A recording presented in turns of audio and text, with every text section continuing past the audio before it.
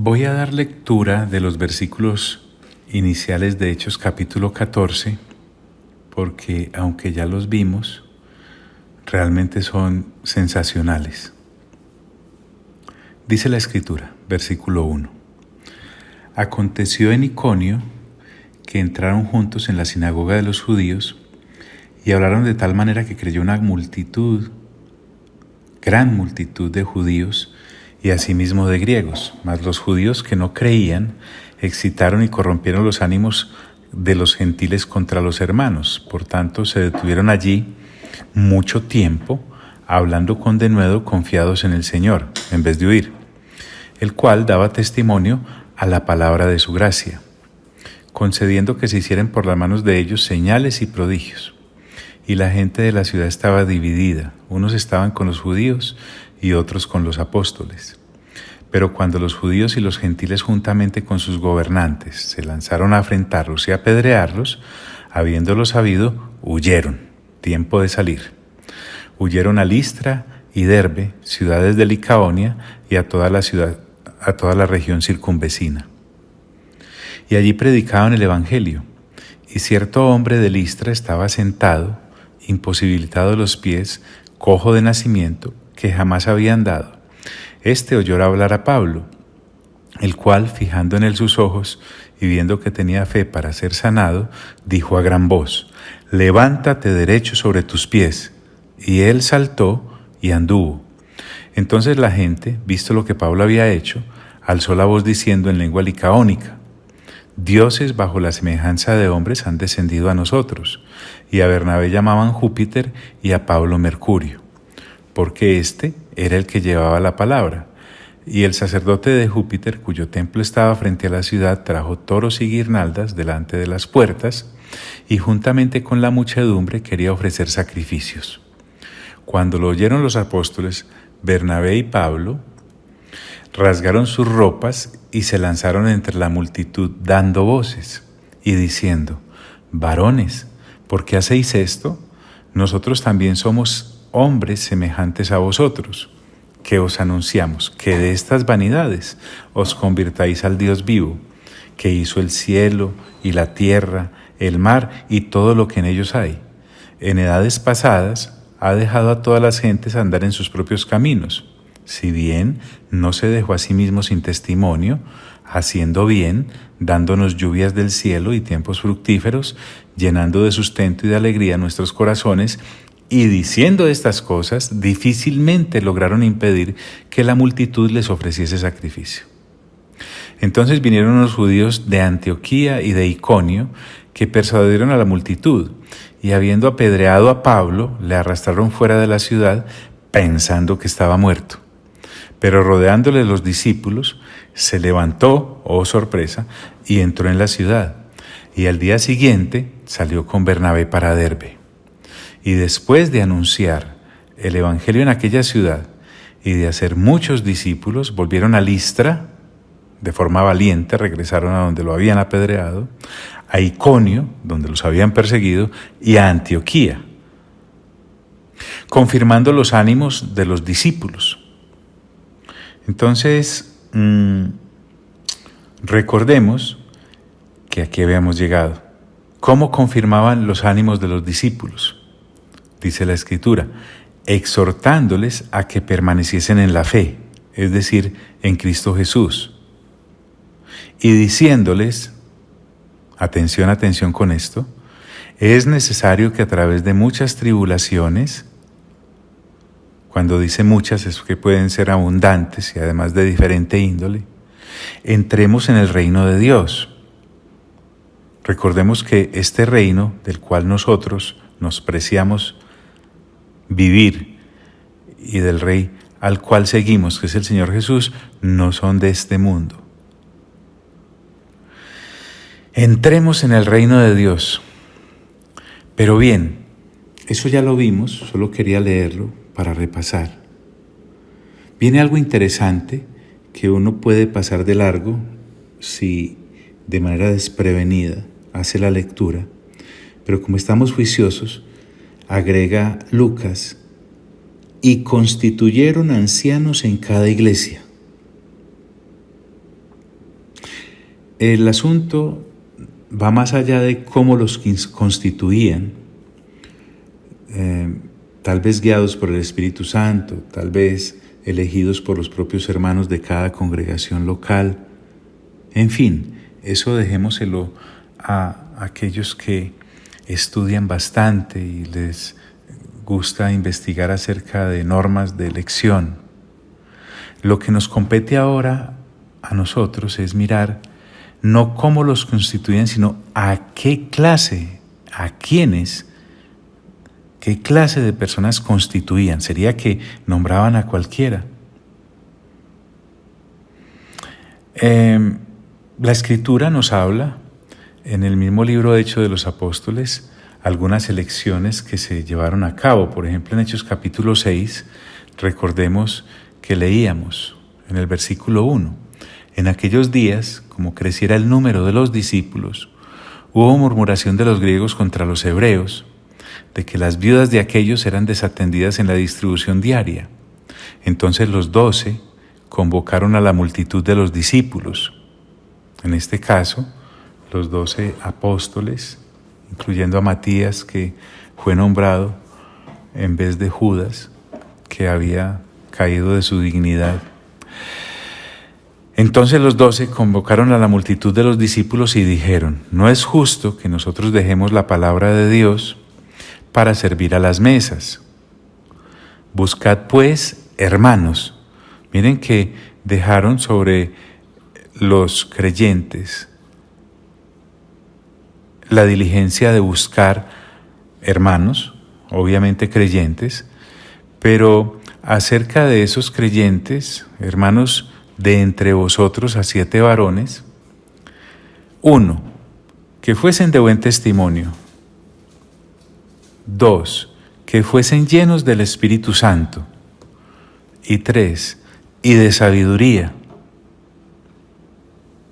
Si para atender la distribución que se hacía en las mesas de la provisión acerca de las viudas, se requería personas de buen testimonio, llenas del Espíritu Santo, obviamente por ser creyentes, y de sabiduría, para encargarles este trabajo, del cual ya nosotros hablamos cuando estuvimos diligentemente escudriñando el capítulo 6. Dice la Escritura que entonces los apóstoles persistirían en la oración y en el ministerio de la palabra. Dice que agradó la propuesta a toda la multitud y eligieron a Esteban, varón lleno de fe y del Espíritu Santo, a Felipe, a Prócoro, a Nicanor, a Timón, a Pármenas y a Nicolás, prosélito de Antioquía, a los cuales presentaron ante los apóstoles, quienes orando, miren la seriedad de este asunto, les impusieron las manos, delegando autoridad sobre ellos.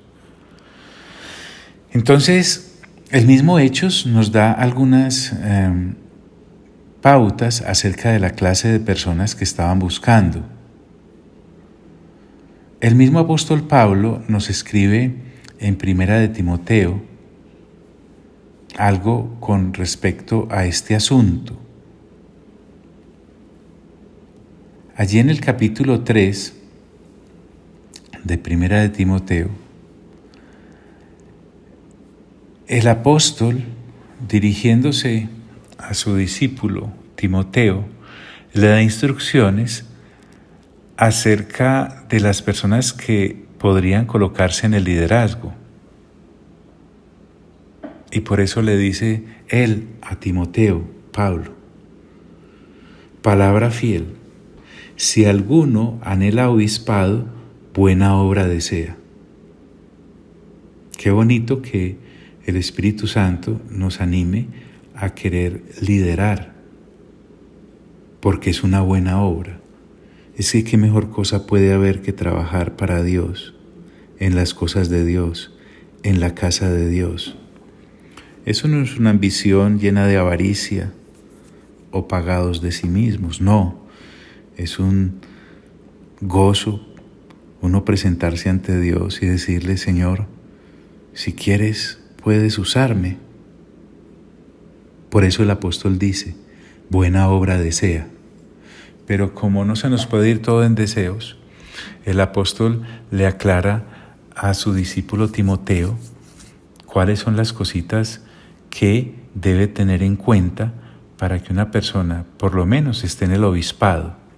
Entonces estamos acá porque allá en Hechos capítulo 14 nos muestra que se nombraron ancianos en aquellas congregaciones que en Listra, en aquellas congregaciones que en Iconio, en aquellas congregaciones que en Antioquía había. Pero es necesario que el obispo sea irreprensible. Esto de ser irreprensible, podemos también decir que es irreprochable, que fuese una persona decorosa, que fuera una persona de carácter intachable. Ahora, recuerde que uno no encuentra gente así. El Espíritu Santo nos va formando. Si usted mira en 1 Corintios capítulo 6, el apóstol Pablo les recuerda a los de Corinto qué clase de personas eran y qué obras de la carne practicaban antes de conocer del Señor. Pero les dice, y esto erais algunos. Entonces, por el nuevo nacimiento, el Espíritu Santo nos capacita a través de la renovación del entendimiento.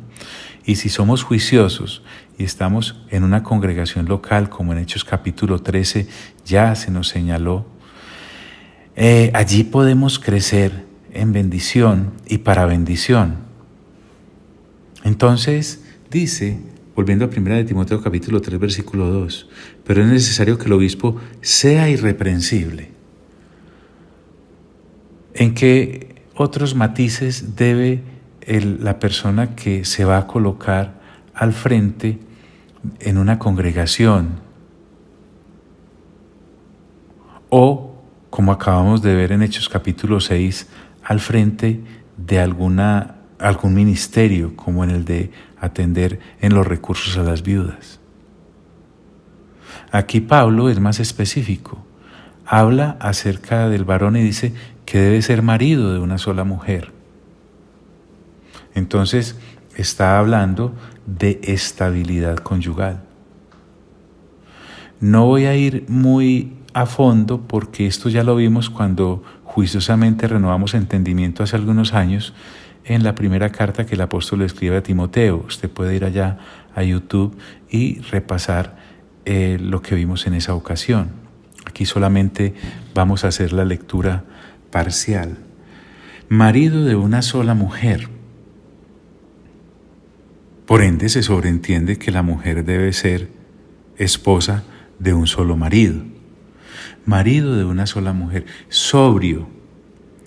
Esta sobriedad acá se refiere a ser ordenado, a ser de carácter templado. Una persona que pueda ejercer el don manifestado del Espíritu Santo cuando se habla del dominio propio. Sobriedad. No está hablando de ausencia de licor, esa la veremos más adelantito. Aquí estamos hablando de la sobriedad, del decoro en el trato. Prudente. Es decir, una persona que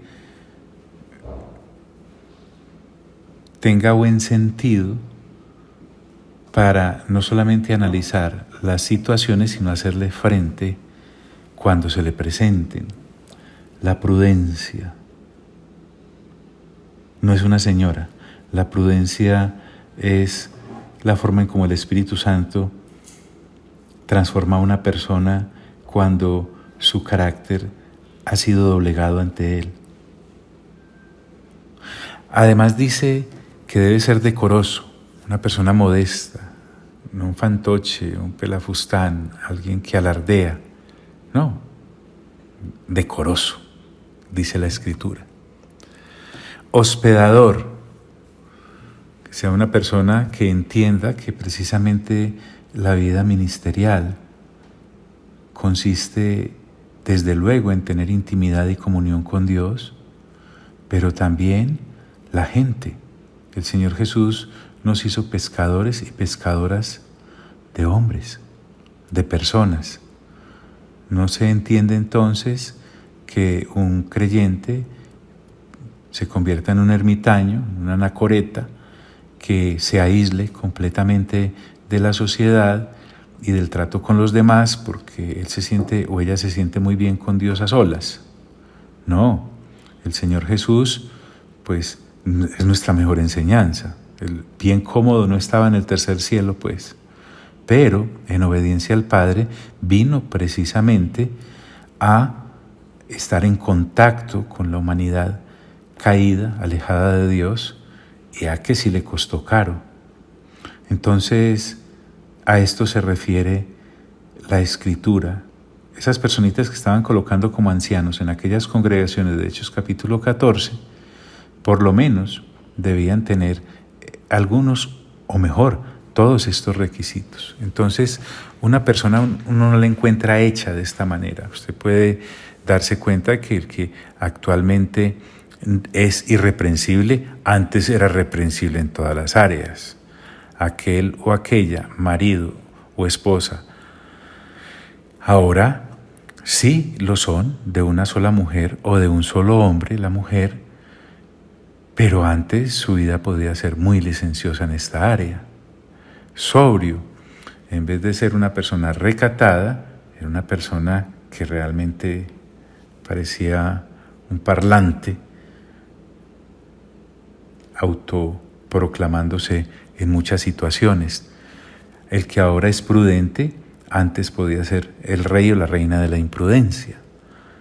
El que ahora es modesto, antes era todo lo contrario. El que ahora es hospedador, antes pues no se aguantaba ni él o ni ella misma. Hospedador. En esto de hospedar, obviamente el apóstol se estaba refiriendo a recibir hermanos o hermanas que viniesen de otros lugares. Yo en esto sugiero respetuosamente que si tienes la posibilidad de hacerlo en un hotel o en un lugar en donde puedan atenderle y no directamente en tu casa, sería lo prudente, porque tú no sabes de todas formas qué clases de costumbres o cómo son las personas ya en la intimidad, así que esto te evitaría muchas molestias. Pero en todo caso, la persona debe ser hospedadora, es decir, dócil en el trato, que la gente la pueda recibir con amabilidad, porque es que de esto se trata precisamente. Hospedador, apto para enseñar. Desde luego enseñar las Sagradas Escrituras, aquí no estamos hablando de otra materia.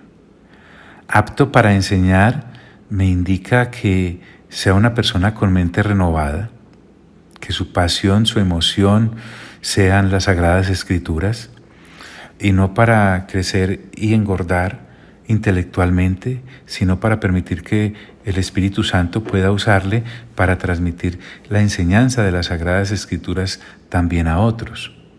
Apto para enseñar, entonces me recuerda lo que en Hechos capítulo 13 vimos cuando en la congregación que estaba en Antioquía, allí en ese lugar había profetas y maestros.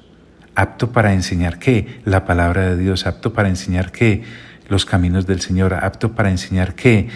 El corazón del Padre a través del Espíritu Santo para la humanidad que tanto lo necesita, para edificar a los congregados, no solamente para edificarse él mismo. Trae otros. Mira, por ejemplo, no dado al vino, o sea, un borrachito en esto no tiene futuro. Por eso les decía que una persona, uno no la encuentra así hecha. El que ahora sea sobrio y completamente lleno del Espíritu Santo, antes podía ser el borrachín del pueblo. Pero en el caso de establecerlo en una congregación o de establecerlo en una congregación, debe ser una persona sobria, en este caso, no inclinada hacia los licores. Mire esta, no pendenciero, que no son pelietas. ¿Se imagina? Una persona que está en constante contacto con otros, tarde o temprano va a ser ofendida y tarde o temprano va a ofender a otras. Pero si además de ser ofendido se levanta y saca la espada como Pedro en su ocasión y se mantiene cortando orejas y cabezas y cuanta cosa porque se siente atacado, Hombre, no, como que no debemos colocar esa chispita mariposa ahí. Dice también, no codicioso de ganancias deshonestas. El mismo Pablo, en 1 de Timoteo capítulo 6, nos habla acerca de que la piedad no es una fuente de ganancias. Para nada. Ganancias deshonestas en el sentido no solamente de que sea dedicado o provengan de acciones ilícitas, perseguidas por ser delictivas. No, señor. Está hablando también de que la piedad no puede ser una fuente de ganancia en el corazón de aquel o de aquella que sirve. Si la persona que lo que quiere conseguir es plata, entonces que se dedique a otra cosa. Porque todo lo que no provenga de la mano de Dios, en la forma en como Dios quiere, se convierte en algo deshonesto. Y a Dios no le agrada eso. También dice, sino amable. Volvemos a la amabilidad. Miren que esto se conecta mucho con los anteriores. Sobriedad, prudencia, decoro, hospedador. Entonces, amable implica también esa persona que no tiene necesidad de alzar la voz para darse a entender, sino que basado en el juicioso renovar de la mente, en las Sagradas Escrituras, pueda entonces establecer principios que son inalterables porque vienen de parte de Dios. Entonces, por eso la amabilidad es algo que no se puede dejar de lado. Apacible. John, deme un ejemplo de apacible. Bueno, ¿usted ha visto el mar borrascoso? Así no. Apacible es ese lago suave donde el cisne puede ir sin temor de que lo vaya a partir un rayo. Mire que tiene que ver con el carácter, tiene que ver con la sencillez, tiene que ver con todo lo que el Espíritu Santo nos da: amor, gozo, paz, paciencia, benignidad, bondad, fe, mansedumbre, templanza. También me habla de que debe ser una persona que no sea avara, codo. Debe ser una persona que se goce en dar. Pero es que no tengo para dar, dirá alguno. Pero es que Dios no necesita que tengamos para que demos. Dios va haciendo provisión para que entreguemos. Y la avaricia acá no solamente se refiere a los bienes materiales, se refiere también a entregar todo lo que sabe acerca de la palabra de Dios. O sea, yo no me puedo andar guardando discursos para mi deleite propio. No. Todo lo que el Señor me entrega de su palabra es para entregárselo también a otros. Pero bueno, aquí cuando se refiere a avaro, se refiere en un mayor porcentaje a lo que tiene que ver con compartir lo que se tiene con los demás. Porque, entre otras cosas, este caminar y este peregrinar en el liderazgo tiene que estar de la mano con el dar. Me habla que debe ser una persona que gobierne bien su casa. Cuando me habla de gobernar bien la casa, no estamos hablando de un gobierno tiránico, no. Estamos hablando de que con su ejemplo, en el caso del hombre, su esposa y sus hijos entienden al servicio de quién está este hombre. Y lo mismo la esposa. Pero habrá hijos que no son creyentes. Entonces, aquí el gobernar bien la casa también está hablando de la sabiduría con que debe ser equipado el ministro o la ministra de Dios para que aquellos hijos e hijas que aún no han nacido de nuevo entiendan que en esa casa el gobierno viene de parte de Dios. Y mientras vivan bajo ese techo, mientras vivan allí, en ese hogar, deben respetar que a Dios, como dice Josué por allá en el 24:15, mi casa y yo serviremos al Señor. Por eso dice que gobierne bien su casa, que tenga a sus hijos en sujeción con toda honestidad. Bueno, vuelvo y te repito, no voy a ahondar en cada cosita. Tú diligentemente, si quieres, puedes ir a 1 de Timoteo capítulo 3, cuando en su momento hace unos años hablamos de esto. Está ahí montadito en YouTube. Que gobierne bien su casa, que tenga a sus hijos en sujeción con toda honestidad.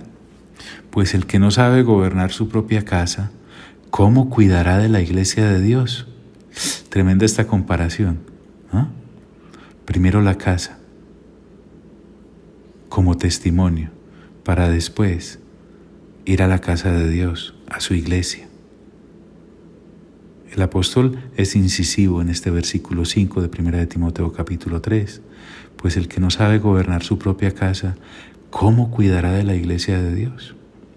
En el versículo 6 dice, no un neófito, otras versiones dicen, no un recién convertido. No sea que envaneciéndose caiga en la condenación del diablo. Claro, otra comparación fuerte.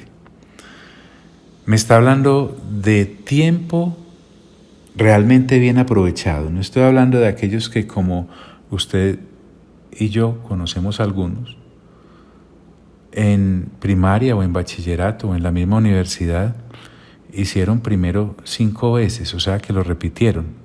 Entonces realmente no fue que avanzaron 5 años, sino que se detuvieron en 1. Aquí me está hablando de la renovación constante del entendimiento, porque entre más Biblia el Señor nos permite digerir, más cuenta nos damos de la inmensa pequeñez que tenemos.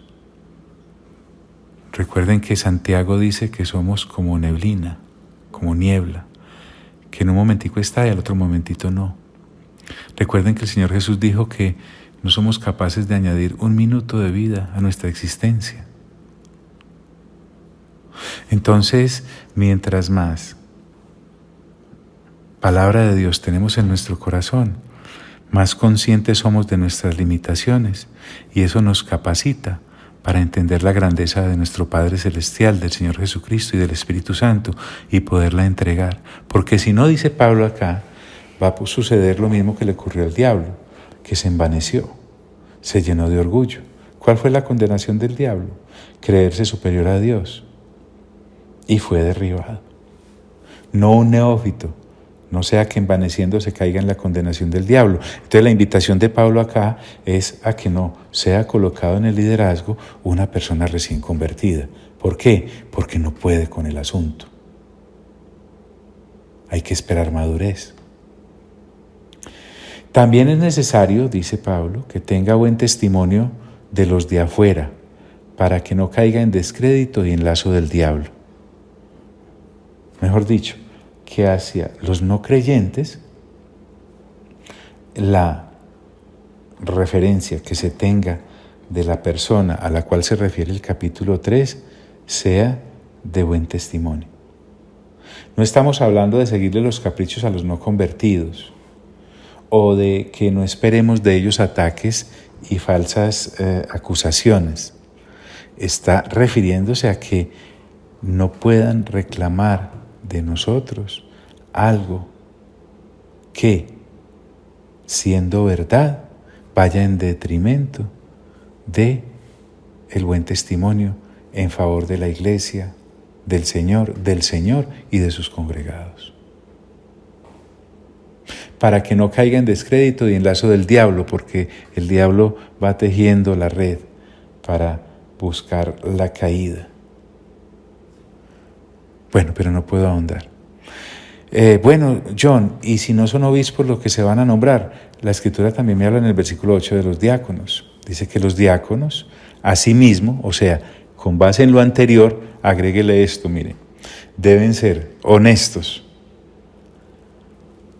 sin doblez, no dados a mucho vino, o sea que los diáconos pueden tomarse media copita de vino, pongámosle cada 6 meses pues.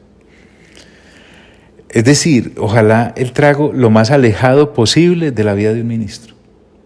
No codiciosos de ganancias deshonestas, refrenda lo que a los obispos se les dice. Que guarden el ministerio de la fe con limpia conciencia. quisiera quedarme, pero no puedo. Usted me va a ayudar yendo allá a 1 Timoteo capítulo 3 en el archivo. Y estos también sean sometidos a prueba primero, un periodo de prueba, a ver cómo les va. Y entonces ejerzan el diaconado. Ahí sí, como se hizo en Hechos capítulo 6, impóngale las manos y para adelante. Y estos también sean sometidos a prueba primero y entonces ejerzan el diaconado si son irreprensibles.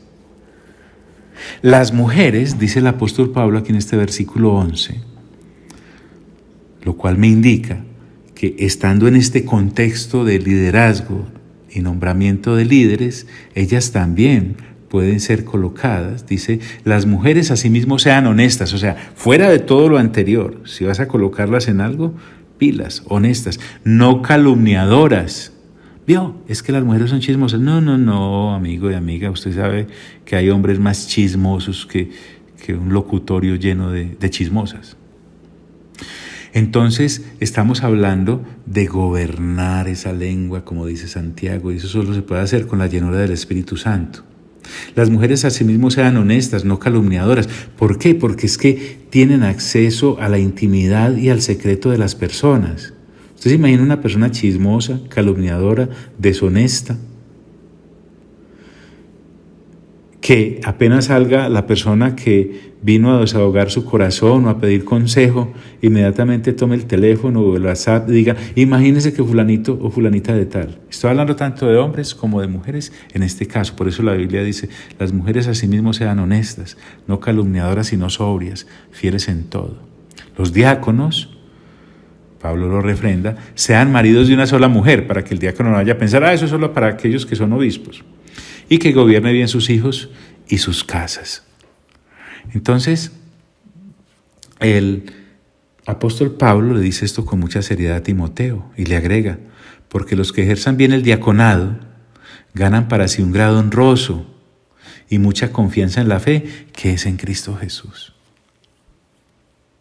Esto te escribo, le dice Pablo a Timoteo, aunque tengo la esperanza de ir pronto a verte, ya usted sabe las condiciones en las cuales el apóstol estaba, para que si tardo sepas cómo conducirte en la casa de Dios, que es la iglesia del Dios viviente, columna y baluarte de la verdad. Bien, eso nos da una semblanza de más o menos qué era lo que estaban haciendo los apóstoles cuando, después de animar a los creyentes con base en la palabra de Dios, dice la Escritura, ahora retornemos a Hechos capítulo 14, versículo 23, y nos dice acerca del trabajo que hicieron los apóstoles. Dice la Escritura, y constituyeron ancianos en cada iglesia. Y luego de constituirlos, dice la Escritura, y habiendo orado, miren qué seriedad, no es, vea, usted va a dedo, hágale de afán, no, se tomaron su tiempo, porque es que acabamos de escuchar que necesitamos saber cómo conducirnos en la casa de Dios, que es la iglesia del Señor. Y habiendo orado con ayunos, así como hicieron con ellos en Antioquía, recuerdan que después de que el Espíritu Santo apartó a Bernabé y a Saulo para la obra que se les encomendó, los creyentes de allí, de Antioquía, también oraron por ellos y ayunaron con ellos y les enviaron en bendición. En este caso, lo están haciendo los enviados sobre aquellos que en Cristo Jesús han creído. Y habiendo orado con ayunos, los encomendaron al Señor, en quien habían creído. Seguramente impusieron las manos sobre ellos, dejándolos al cuidado del único que realmente puede cuidarnos. Es que si en esto no está la mano del Señor, estaríamos nombrando ¿qué? Puestos o cargos en una organización, como lo hace el sistema del mundo. Pero aquí estamos es recordando que los encomendaron al Señor en quien habían creído. Porque en el Señor, esta gente de Listra, de Iconio y de Antioquía, es en quien ellos habían creído. Así que el mismo Señor es el que ahora los está posicionando en sus congregaciones locales. Bueno, pero avancemos. Dice la Escritura: pasando luego por Pisidia, vinieron a Panfilia. Seguramente entraron allí a este lugar porque de ida no habían predicado, pero de regreso sí lo hicieron. Pasando luego por Pisidia, vinieron a Panfilia, y habiendo predicado la palabra en Perge, descendieron a Talia. Vuelvo al punto. En el capítulo 13, del versículo 13 al 14, vemos que pasaron por allí, pero parece que de su vida no predicaron el Evangelio o lo suficiente, pero de regreso sí que lo hicieron. Y habiendo predicado la palabra en Perge, descendieron a Atalía. De allí navegaron a Antioquía, porque es que de allí salieron. Entonces, esto me indica, la Escritura es clara cuando dice, de allí navegaron a Antioquía, desde donde habían sido encomendados a la gracia de Dios. Es decir, cuando a uno le encomiendan a la gracia de Dios es a los cuidados del Señor. Y miren que si no lo hubieran hecho, ¿cómo hubieran hecho para hacerle frente a tanto problema que tuvieron en ese viaje misionero? Si eso es habiéndolo encomendado a uno a la gracia del Señor, y habiendo orado por uno, y habiendo ayunado, y habiéndolos enviado en bendición, imagínense donde uno salga sin haber sido encomendado a la gracia de Dios. Bueno, pero ellos regresaron allí habiendo cumplido la obra, porque dice, desde donde habían sido encomendados a la gracia de Dios para la obra que habían cumplido. Y habiendo llegado a Antioquía, de donde habían salido, y reunido a la iglesia, de donde habían sido enviados, se ve que hicieron una convocatoria especial. ¡Hey! Llegaron Bernabé y Saulo, venga, vamos a que nos cuenten qué fue lo que... No, ellos los convocaron, porque esto es algo muy serio. Refirieron cuán grandes cosas les contaron con pormenores, dieron informes de todo. Refirieron cuán grandes cosas había hecho Dios con ellos y cómo había abierto la puerta de la fe a los gentiles. Miren qué bonito esto acá. Cuán grandes cosas había hecho Dios con ellos. Aquí ellos no están diciendo, nosotros. No, el Señor, a través de nosotros, el Señor tuvo la misericordia de usarnos. Toda la gloria es para el Señor. ¿Se dan cuenta lo que es no ser un neófito? Si usted echa para atrás podrá ver cuánta formación no tuvo Bernabé antes de este viaje misionero. Verán cuánta formación no tuvo el mismo Saulo antes de iniciar este viaje misionero. Por eso es que ahora ellos pueden regresar dándole la gloria a Dios, no quedándose ellos con ella. Refirieron cuán grandes cosas había hecho Dios con ellos y cómo había abierto la puerta de la fe a los gentiles, porque Dios es el que abre la puerta, no es uno. Y entonces Lucas nos da un dato esencial en este versículo 28, el último del capítulo 14 de Hechos de los Apóstoles. Y se quedaron allí mucho tiempo con los discípulos, allí en Antioquía, mucho tiempo, no poco. ¿Haciendo qué? Se preguntará alguno. Yo te podría responder, congregándose, llenándose del amor ágape con los hermanos, aprendiendo más de Dios, orando más, ayunando más, leyendo más, esperando la dirección del Señor. Es que la congregación local es una gran bendición. Aquí, tácitamente, Saulo, que es Pablo, y Bernabé nos están enseñando algo tremendo. Son apóstoles, pero no ruedas sueltas. Volvieron al lugar de donde fueron encomendados. reunieron la congregación, les dieron informes y se quedaron allí mucho tiempo. ¿Qué? Congregándose, esperando el mover del Espíritu Santo, pero en su congregación local. ¡Qué maravilla! Si algo nos puede dejar la lectura juiciosa que hemos hecho de este capítulo, es, entre muchas otras cosas, la bendición de estar identificado con el mover local de una congregación y en torno a ese mover local vivir nuestras vidas temporales aquí en la tierra. Sea como Bernabé o Saulo, para salir constantemente después a llevar la palabra, o para quedarnos dentro de esa iglesia local edificando y siendo edificados, pero el respeto que se debe tener, porque Dios ha establecido cómo comportarnos en su casa, que es la iglesia del Señor. Amado Padre, a ti te damos toda la gloria. Señor Jesús, a ti te damos toda la honra. Espíritu Santo, a ti te damos todo el honor. Gracias, gracias por tu palabra, que es viva, es eficaz, es más cortante que toda espada de doble filo.